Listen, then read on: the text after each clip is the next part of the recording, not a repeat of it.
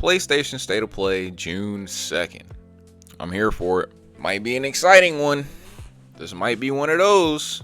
This is announced 2 weeks early. What that tells me, and hopefully, just slipping into the mind of the CEOs and the shareholders and the blah blah blibbity. What that hopefully says is, man, we gotta go crazy. Like, we need everyone in the world to know about this prior to this happening, because this is going to be an event. I just seen that they're gonna have this in theaters. They're gonna have this across different, I think like Alamo Drafthouse theaters. I don't know if I've ever seen that for an event. Probably, possibly. I'm not saying it's never happened, but I don't think I've ever seen that for a State of Play or anything along the lines of this, where they're like, hey, brother, multiple different areas, everybody go get your popcorn, go get your soda, your Diet Cokes, bring your date, sit down and watch this Wolverine gameplay. I don't think I've seen that yet. I don't believe so. Now, recently they've had the price increases to the PlayStation Plus subscription. I think it was like $1 or something.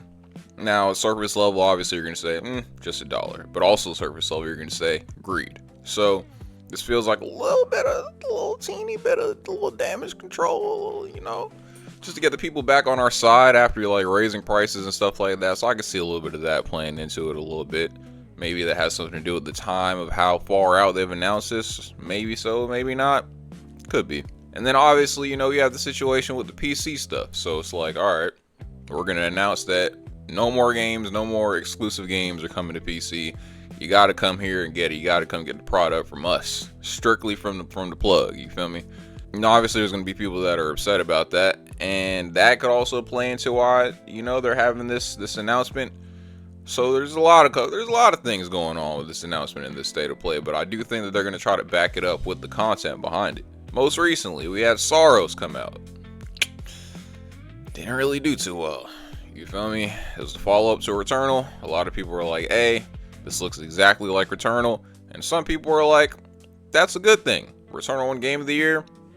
Let's get another one. And then other people are like, brother, I'm not playing the exact same game again. So Soros did what it did. I think somewhere around like 300,000 copies. They needed to do somewhere upwards of the million to 2 million to beyond in order to consider this a success, at least from their standards, so that's interesting. Soros marketing wasn't necessarily, the best, so I can see how, speaking on 2 weeks out of a State of Play happening, they're going to be like, yo, we got to talk about Wolverine like it is the saving grace, because we can't have another Soros situation, bro. We can't be pulling up another 300,000. That can't pay for my yacht. How's I going to pay for the Ferrari? You feel me? We only need a little bit more than 300,000. Just a little bit more than that. Wolverine's interesting because, like, I even seen some people have been talking about how we've gotten a couple Wolverine things, but I don't feel like they've shown anything. You feel me? Like, I feel like we've seen a little bit of this, a little bit of that. We got the actor, he came and he was talking and they showed a couple littles, but I don't feel like we got enough of the, like, obviously it's, Insomniac, so a lot of people feel like they got the gist. They understand this is, Spider-Man, but it's Wolverine. I feel like a lot of people are classifying it as this is just another Insomniac game in the Marvel Universe. Like, they need to really distinguish why. It's similar to the Soros situation. Exactly. Like, Soros Returnal. Like, what is the difference between Returnal and Soros? Like, make that very clear to the person, to the average person, like, that was going to buy Spider-Man, that's going to buy Wolverine. Like, yes, they share, similar properties and stuff, but like, why do I need to buy Wolverine from a gameplay perspective, from a story perspective that's going to set it apart from, Spider-Man? I think that's what they need to do with this. Now, there's obviously the looming giant of GTA Trailer 3. I don't think that's showing up at the State of Play. Maybe Summer Games Fest. They're cool with Jeff, the head of Rockstar and whatnot, came out at the Game Awards. So there could be something there. I don't think they're going to be at a State of Play. But for them to say, I think I've seen something along the lines of Wolverine gameplay opening the show. So that leaves space for something to close the show. And what that will be, speculation will get deep. We don't know. But it is exciting in the fact that, we have this build up to think about that. And it seems like they're very serious. They're very serious about things going forward. Like, the big thing recently too is like the whole Blue Point situation. You had to figure out how to get past that, how to recoup some of the things that have happened with that Marathon.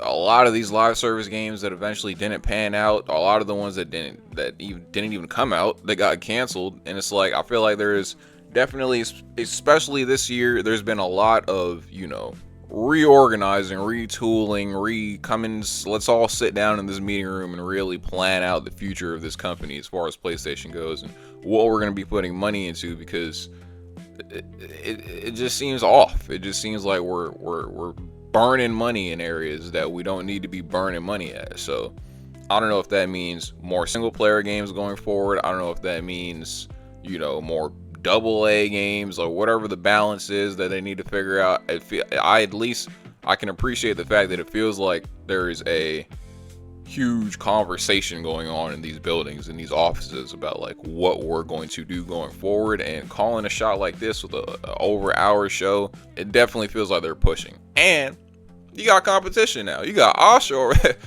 over there getting the army ready. You feel me? Like Asha over there at Xbox, she capitalizing letters. Asha's cooking up something at Xbox. I don't know if it pans out, if it works, but she getting the troops ready. I know that. So, you know, there's nothing that breeds excellence more than competition. And I feel like Sony's like, hey, they over there, you know, getting green font and capitalizing text. So we need to make some moves as well. All in all, what I want to see from this showcase, I could say GTA 6. I don't know. I don't know if that's actually going to happen. Control. I want to see Control. I just recently played Alan Wake 2. Recently beat that game. I enjoyed it. I know they're all connected in that universe. I got to play Control 1. And I want to save it before it comes out. Play Control 1 and the Control 2. Or Control Resonant. Not 2. And then I want to play smaller games. This video, I think, is actually going to be the first video that I've uploaded on my new PC. Ironically, as soon as PlayStation is like, hey, no more PC. That's the second that I want to get a PC for the first time. So this is the first video that I'm going to upload on the PC. But yeah, I want to see some games on Steam that I can hopefully get, some smaller things. I know they're talking about like the mainstays, the Soroses, the Wolverine's not going to be on PC. The next Ghost game probably not going to be on PC. Last of Us, whenever the hell that comes, Intergalactic, Heretic Prophet, probably not going to be on PC. So I just want to dibble dabble in the smaller things that they have to offer, some of the indie games. And you know, I'm excited. I'm excited about seeing about some of these things that are going to be coming out. But yeah, stay to play. Look forward to it.